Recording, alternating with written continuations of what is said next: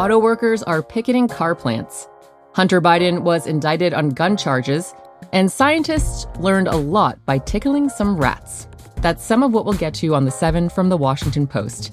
I'm Christina Quinn, filling in for Jeff Pierre. It's Friday, September 15th. Let's get you caught up with today's 7 stories. Solidarity forever, for the union makes a hell yeah!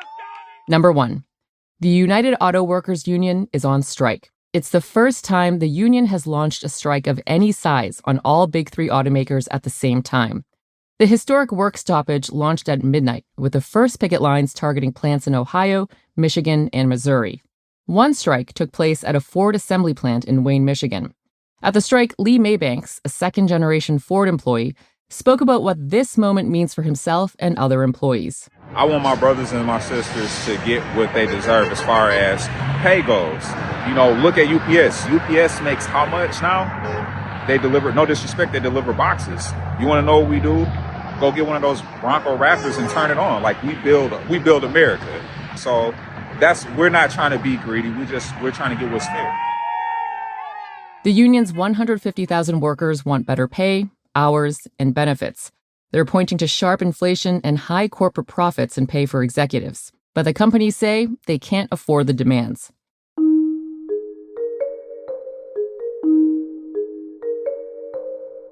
Number 2.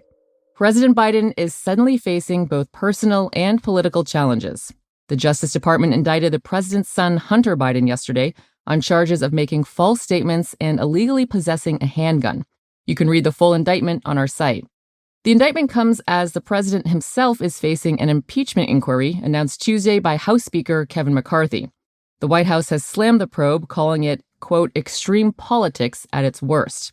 Meanwhile, an end-of-the-month government funding deadline is growing closer, and Republicans are divided over how to address it.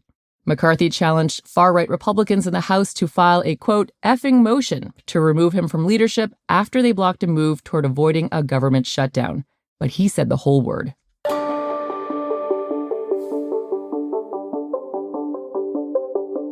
At number 3, Ukrainian President Volodymyr Zelensky will visit Washington next week. It will be his second Washington visit since the war in Ukraine began. Zelensky will meet with leaders on Capitol Hill, likely on Thursday. It's part of a push to secure more than $24 billion in additional aid to Ukraine that the White House has requested from Congress.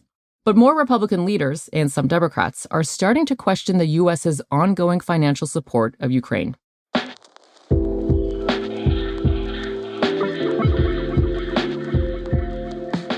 Number 4.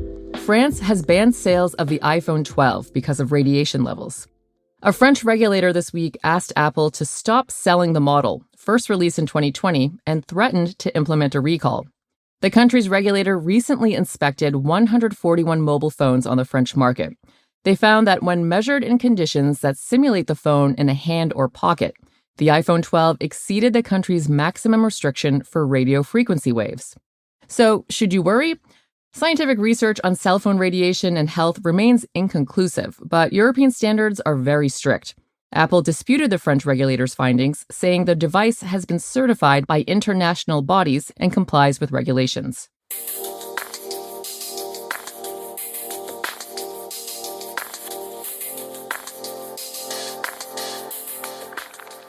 The search for survivors continues in Libya amid a disaster of mythic proportions. That's our 5th story. Yesterday, authorities said that up to 20,000 people are feared dead, but the true toll may never be known. Survivors in Libya described how devastated they are about the destruction. We're speechless. We lost a lot of people. We lost our memories. We lost our city. So this is the real disaster. No one cares about food now. Post reporters reached the coastal city of Derna, where they found destruction on a massive scale. Bodies are strewn throughout the city, bringing the risk of disease, and families are gathered outside the hospital searching for news of missing loved ones. Locals are blaming the lack of warnings, evacuations, and neglected infrastructure for the disaster. A United Nations official said most casualties could have been prevented if residents had been given notice to evacuate before 2 dams burst and inundated the city.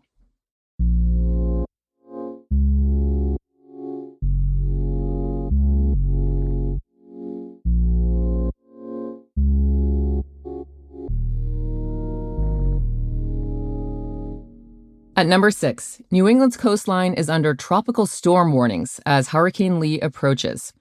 Extreme conditions could reach eastern New England by this afternoon and continue through tomorrow or into Sunday.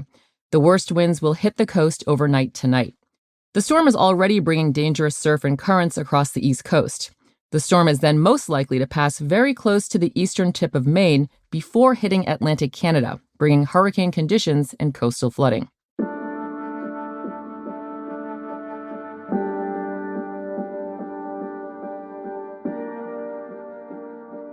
And number 7, a study of the brains of rats revealed how play can improve mental health.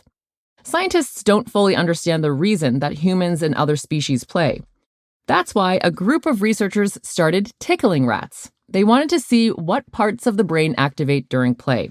They checked in with the rats during the study to make sure they were vocalizing, that's the rat equivalent of giggling, while studying their brains. The researchers found that the play activated cells in a part of the brain associated with instinctive behaviors like pain perception and defense.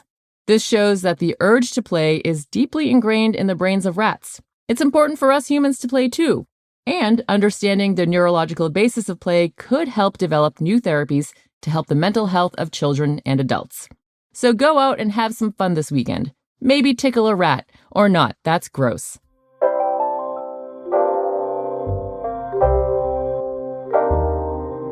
That's the show for today. The assistant producer of The 7 is Taylor White, with special help this week from producer Charla Freeland. The staff writers are Hannah Jewell and Jamie Ross. John Taylor is our editor. Additional editing by yours truly. Special thanks to Laura Gutierrez. Copy editing by Melissa No, Thomas Haliba, and Francis Moody. Mixing and sound design is by Jim Briggs and Justin Garish. Our theme music is by Edith Mudge. Renita Jablonski is our director of audio. I'm Christina Quinn. Thanks for listening and have a great weekend. We'll meet you back here on Monday.